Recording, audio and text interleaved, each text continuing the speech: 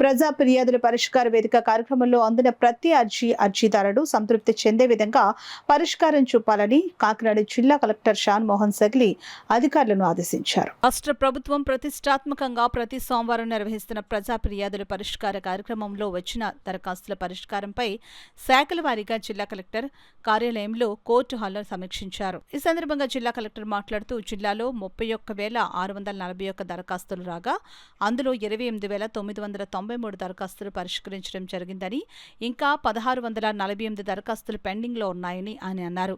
వీటిని కూడా సత్వరమే దరఖాస్తుదారు సంతృప్తి చెందే విధంగా పరిష్కరించాలని ఆయన సూచించారు. వచ్చే 2 రోజుల్లో జిల్లాధికారులు తమ కార్యాలయాల్లో సమావేశాలు నిర్వహించి సిబ్బందికి పీజీఆర్ఎస్ దరఖాస్తుల పరిష్కారంలో తీసుకోవాల్సిన పద్ధతులపై వివరించాలని కలెక్టర్ సూచించారు. జిల్లాలో పరిష్కారమైన పీజీఆర్ఎస్ దరఖాస్తులను జిల్లా స్థాయిలో ఫ్రీ ఆడిట్ చేయడం జరుగుతుందని, ఇక్కడ గుర్తించిన లాభాలను సంబంధిత శాఖ అధికారులకు తెలియజేయడం జరుగుతుందని కలెక్టర్ తెలిపారు. వాటిని మరలా రాష్ట్ర స్థాయిలో ఆడిట్ చేసి లోపాలను గుర్తించి సంబంధిత అధికారులను మెమోలు జారీ చేయడం జరుగుతుందని ఆయన తెలిపారు. ఎక్కువ మొత్తంలో లోపాలు గుర్తించిన శాఖలు జాగ్రత్త వహించాలని, వీటిపై ఎప్పటికప్పుడు ప్రభుత్వం చర్యలు తీసుకుంటుందని జిల్లా కలెక్టర్ హెచ్చరించారు.